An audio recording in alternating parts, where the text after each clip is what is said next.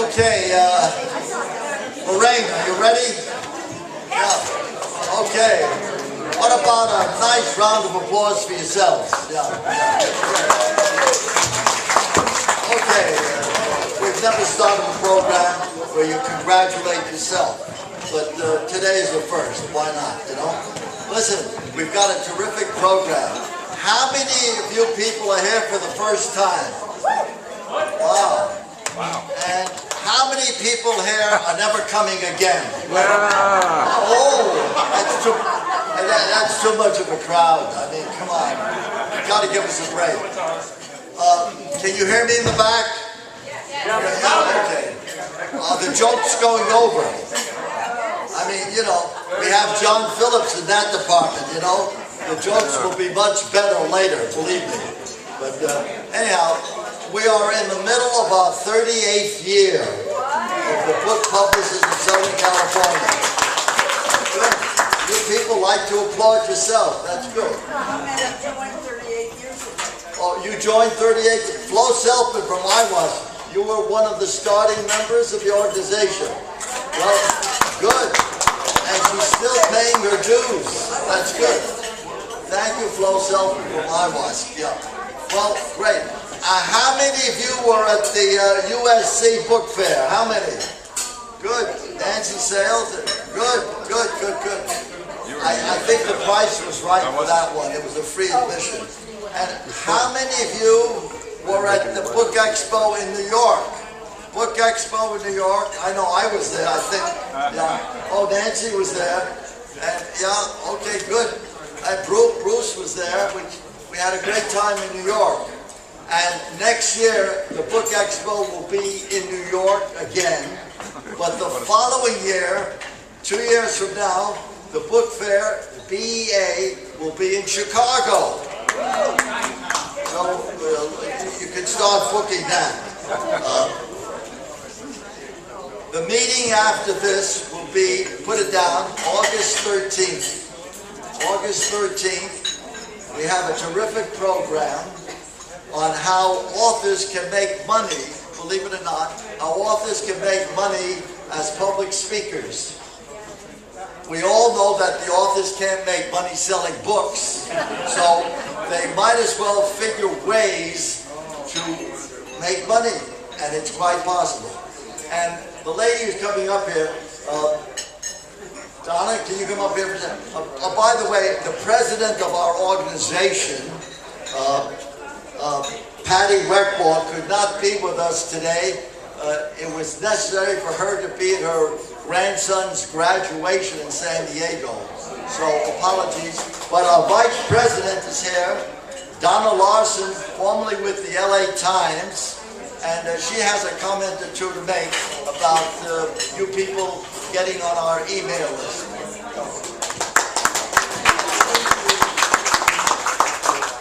Wonderful to see all of you here. We love all of you.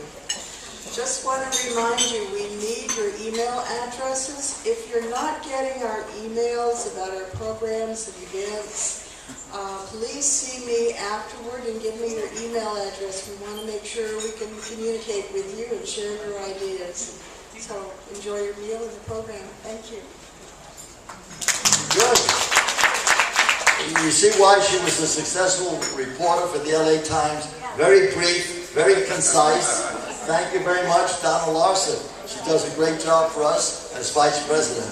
By the way, our membership chairman is here, Bruce Braunstein. Oh, and Bruce is here with his son Max. I think I saw Max. Oh, Max is in the back. Oh, there's Max Braunstein. I was at his bar mitzvah 2 weeks ago, and Max, you were better than the rabbi. Believe me, you were terrific, sensational. It was a great event, and we had a great time there. The next meeting after this, I told you, is August 13th. I believe at the end of September, we will have a booth at the West Hollywood Book Fair. We go there every year. It's on a Sunday. And I believe it's on the final Sunday in September, or maybe the first Sunday in October. I don't know yet. We haven't sent in our money.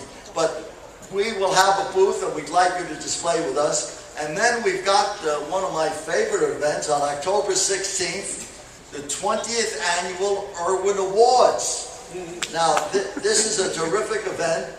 Irwin is an acronym for Industry Recognition of Writers in the News. This will be our 20th year. So if any of you would like to be eligible for an award, see us after the program. And then at the end of the year, we have our annual holiday mixer where we incorporate Christmas, Hanukkah, and Kwanzaa. And we just have a great time. And before you know it, the year's over. Right? And maybe by the end of this year, you might have a new person in charge of this organization. Because you never know. I did call a publicist today asking him if he's willing to take it over. And you know what he said to me? Do I have to work? I said, yeah. Do I have to work?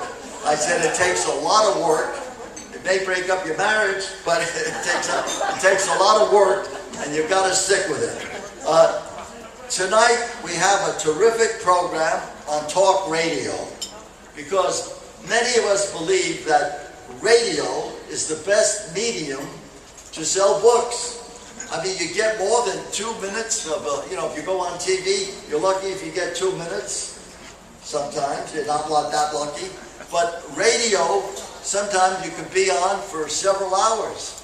I remember in the old days when Ray Bream was on all night long at KABC Talk Radio, there was some office that stayed on with Ray Bream for 5 hours.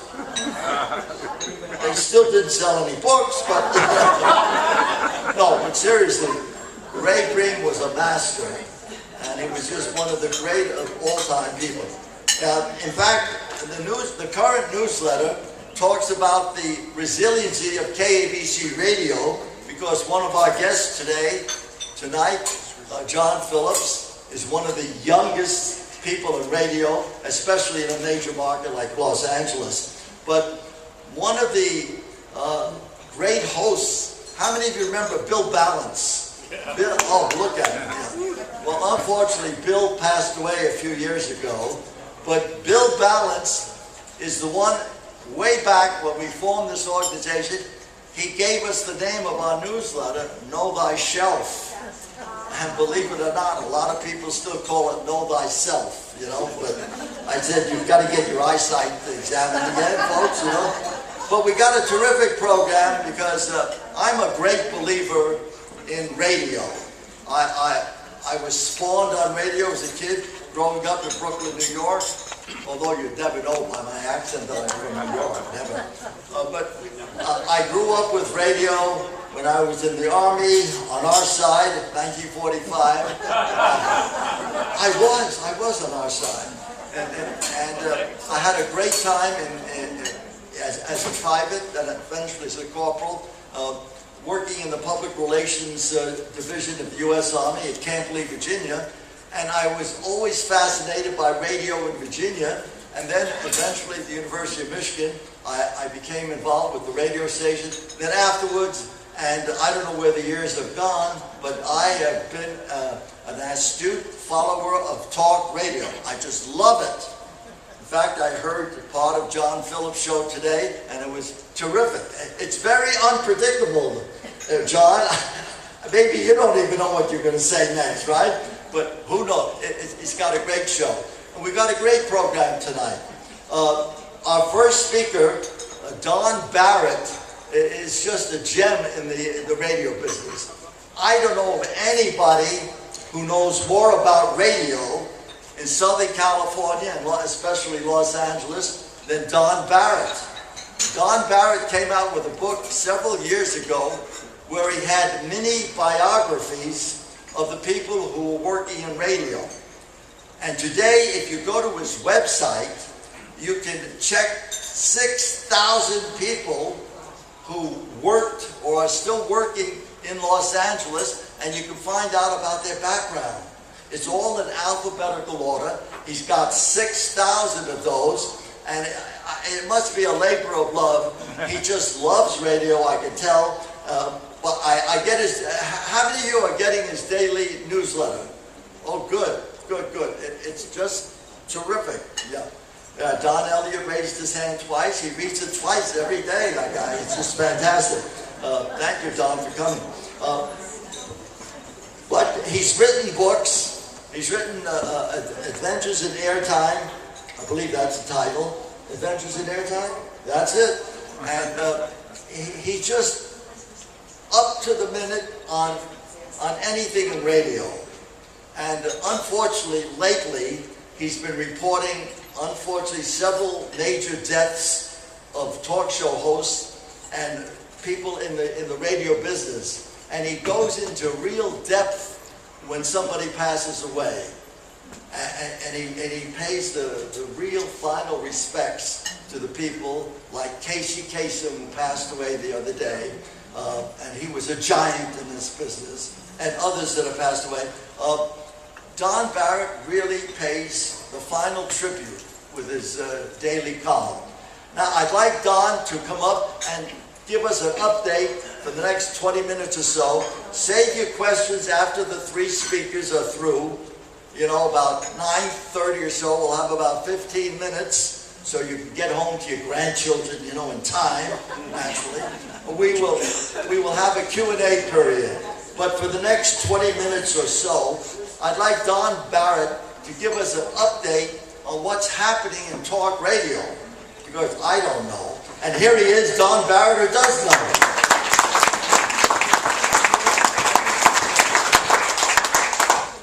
Thank you, Irwin. Those of you who don't know, prior to the book publicist in Southern California, Irwin has an incredible career before that. And he has radio and music and records in his blood. He's one of the giants to come out of it. Went to school with B. Mitch Reed, and he's part of my book. So the interesting thing is that we have a lot of parallels in our lives. And then when I wrote my first book in the early 90s, Irwin was kind enough to invite me to join the group. And it's been a great time to see him at work, because we got to see him in a whole different light 38 years ago. So you have a real gem as the founder and president and the whole thing with the book publicist of Southern California. If you have written a book, and thank you again for the invitation.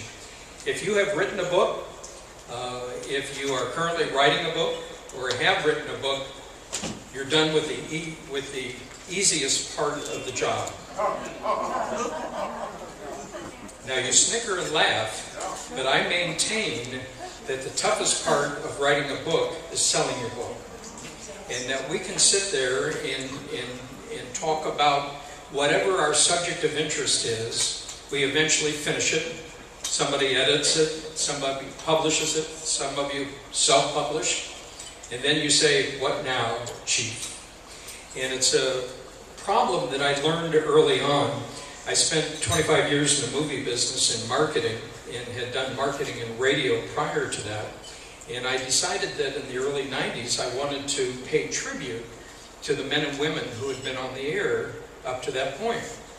People who had entertained us, made us laugh, we went to bed with, we got up in the morning and did our thing before we went off to school or off to work. And so I fastidiously went and found everybody who had been on the air up to that point. And so when I finished the book, people said, oh my goodness, he says, how's anybody going to know about it? Just a bunch of radio nerds will be the only ones who care about Bill Balance, or Bill Balance's relationship with Dr. Laura, or whatever that scenario goes. And when you look at the finished product, I thought maybe my job was kind of over. And I discovered that in self-publishing, the work had only really begun. So I always think of the writing part of it as really easy. As difficult as it may be, it's still easy. But to get it out there and explore. So my first book was turned down by 17 publishers, and there was a common theme. It was called Los Angeles Radio People, and the publisher said it's too narrow. You've kind of got a laser beam title, nobody outside of Los Angeles, even if they care, nobody outside cared. So I found a publisher up in the Valencia industrial park. Very nice lady took me in, put her arm around me and said, "Son, we'll put this out together." And I learned the whole business of publishing firsthand. And I remember getting a call at 3 o'clock in the morning when they were about ready to print 5,000 copies of my book. And I scooted over there and I cried as it was coming off the conveyor belt. And the 4 years I had spent in writing it, to see it actually in person was really quite a dramatic internal feeling. And when it was all over, they said, "Okay, where do you want the 5,000 books shipped?" So I thought maybe I could, put in my garage and, begin that process. And they wouldn't fit in the garage. I mean, 5,000 books is a lot of books. They came off the conveyor belt at $1.23. And I was selling it for $24.95. And so now I began the process. Somebody said, "Why don't you try a bookstore and see if they'll carry it?" So it was a step at a time. Somebody said to go over to the Golden Apple. So I went over there, and Bill, who owns the place, he said, "Why would I want to cover the book? How do I know you're the expert? How do I know you're the guy?" And I said, "Pick somebody." And he used to listen to Scott Ellsworth when he was on KFI umpteen years ago. And he said, "Where's Scott Ellsworth?" So I handed him my book. He looked up under the E's, found Scott Ellsworth, whole bio on him, that he was now working in Palm Springs. And he says, "Oh my God, you're the expert on radio." So he took a dozen books. So I had my little calculator and I started figuring out what 60-40 meant. I wasn't even sure who got the 60 and who got the 40. And I gave him the invoice. He says, "Oh no, we're on consignment." So I had to look up what that meant. I was so naive through the process. And so I eventually got 22 bookstores to carry it. And I had them in the trunk of my car at any time to sell to anybody. And I was given advice in the beginning that you do not give your book to anybody. Anybody. I made my parents pay for it. What did I know? And so the process began with those 22 bookstores. Vroman's in Pasadena, Dutton's was still going on at the time in North Hollywood, and the one in Santa Monica. And I sold out 5,000 books. And so, I don't know if that's good or bad, but it was good for me because I didn't know what I was doing. But what I did was I used the expertise of the book, and this is before the internet, to know where everybody was. People said, "Well, where's Bill Balance these days?" And it's all in the book. So they would have me on talk radio as an expert on talk radio and radio in general. And so I learned a very valuable lesson that I could never get on the radio to talk about my book. But I could get on the radio to talk about the people who were in my book. And so I understood at that point that you need to be the expert on something. So when you go to a John Phillips, you're not saying, "I want to promote my book, here's my press release, and when will you have me on?" You have to have a reason.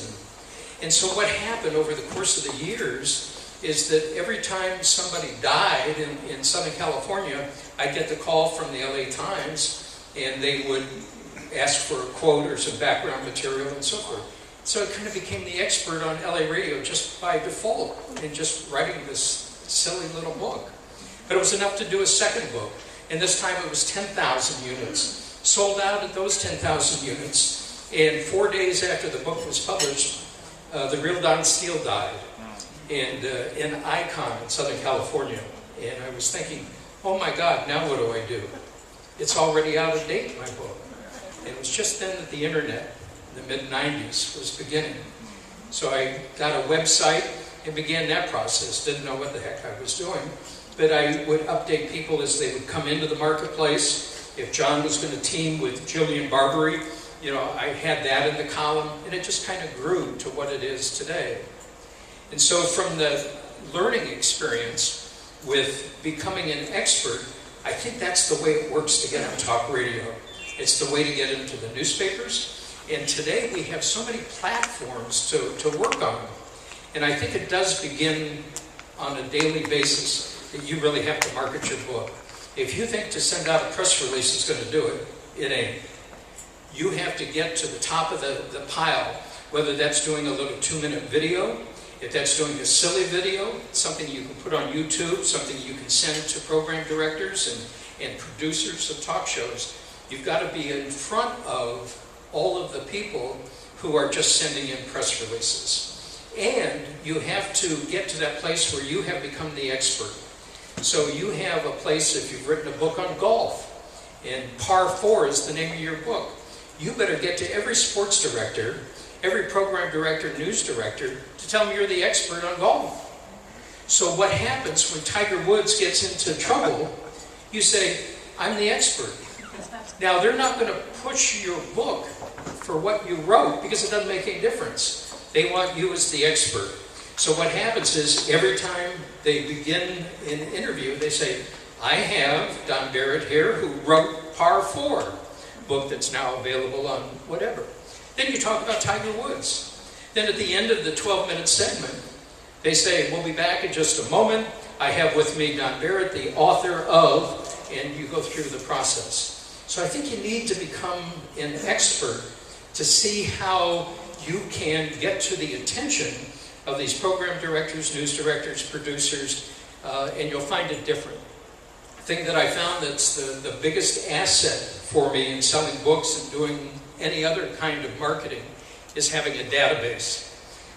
I was lucky with the beginning of the internet that in my address book I put everybody that ever contacted me, anybody I got a business card from, any event that I ever went to, I would get your information and put it in a database. Now it seems kind of silly, to put 1 or 2 in at a time, but the interesting thing is if you put in 2 at a time, at the end of the week, you have 10, 15 names. At the end of the month, you've got 50 or 60 or 70 names. At the end of the year, you have 600, 700, 800 names. I have a database of radio people, radio-related people, that's close to 11,000. Now, anytime I want to do anything, all I have to do is push a button. It seems so simple, but nobody wants to take the time to begin that process. And what you can do with that database that you have is ask those people who are your P1s, the primary people listening and reading you, is to send it off to 5 friends. So all of a sudden, 11,000 begins to multiply. Or would you be kind enough, I'm going to be on a television show, or I'm going to be on a radio show. Would you tune in? Maybe call them. And would you tell all the friends in your address book? So all of a sudden, you have multiplied all of the available people. When I was made the decision to sell the book out of the back of the trunk, I was touched by Jim Murray, who used to write the sports column in the Los Angeles Times. I don't think there was a better writer, certainly not a better sports writer in the history of journalism. Man was just incredible. And near the end of his career, he wanted to put a book together with all of his favorite columns, and he couldn't find a publisher. Nobody wanted to. And the LA Times, by default, because they wanted to be nice to this man who had been with them for so long, the LA Times published his book. But they had no distribution way of doing things. And so he would ask friends to help get into Romans or wherever it was. But he always had a book of books, a box of books in the back of his car. So if you're sitting at lunch and somebody says, God, you wrote a book. Oh, that sounds fascinating. I'd like to see that. I said, okay. That'd be 1995. I got one out in my car and you got it. And it's amazing how 1, 2, 3 at a time begins to build in that word of mouth. Because all of a sudden, if they like it, they're going to get something for a birthday present or maybe a holiday present. And just the fact of, because now I become this expert on Los Angeles radio, I would speak at Lions clubs and Rotary clubs, and I talk about the history of Los Angeles radio. Then at the end I would pitch the fact that I have a cardboard table out in the lobby, and if you'd like to buy the book, it's out there. And I'd sell 6 or 7 books, no big deal by any stretch of the imagination. But again, it's just like building this database that you want to keep growing. 6 here, 7 there, and so forth. Because the reality of what you're about to do, or have done, or thinking about doing, is that 80% of the books that you will eventually sell will be sold in the first 100 days.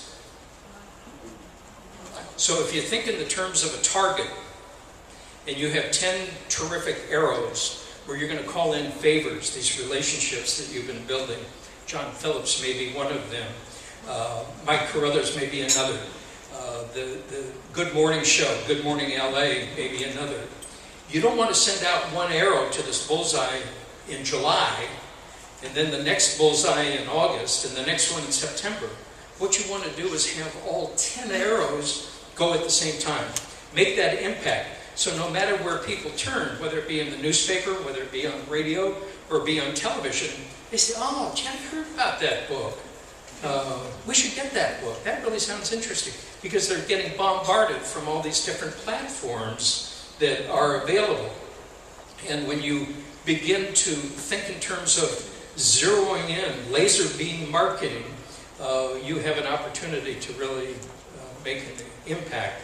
Because if you don't do it in the first 100 days, it'll just kind of peter out. And you'll sell a little bit here, a little bit there. I was involved with our friends Melody Rogers, who used to be on Two in the Town with Steve Edwards back in the 70s, and her husband, Pat Paraquat Kelly, who's an iconic figure at the Mighty Med, KMET. He has MS, and they wrote a book about it. And the tendency is, how do you create a campaign for that book? And my first thought was, let's go to the MS Society. Let's get on the cover. Here are 2 very pretty people with kind of a heartwarming, heartbreaking story. In addition to that, they have chapters all over the United States. You begin to send to the chapters. He is now an expert on MS. She is an expert on how you live with somebody with MS. They also had opportunities through radio, through Paraquat, opportunities through television with Melody, and she's very attractive and so forth. They did a talk show in Denver, they were telling me, and they got 6 orders, out of this radio interview in Denver. Why don't you do that every day? But the problem is that as soon as you get your hands on the book, you want to get it out to your friends and your family, and let's put it on Facebook. And all of a sudden, you lost that one arrow. It just kind of goes where you need it all, to happen at once. So it's been an interesting journey from a standpoint of dealing with the radio folks, dealing with Los Angeles radio people. It's been interesting to be an author, learning how to market, because nobody's there to teach you. We have guidance from Irwin and his crew. But really, you have to get out there every day. Not a day goes by that you shouldn't be emailing somebody, writing somebody, calling somebody, if you care. You cared every day when you wrote. Why wouldn't you care every day to market it? And it seems so simple, but it's so difficult to get to that motivation, to get that happen. And I've just come to understand that if you do the possible on a daily basis, the impossible will happen. But you have to do the possible. You have to get up, show up, and do, because if you love the book, love the subject matter, go be the expert. Go be the representative for whatever you've written about. God bless you all. Thank you.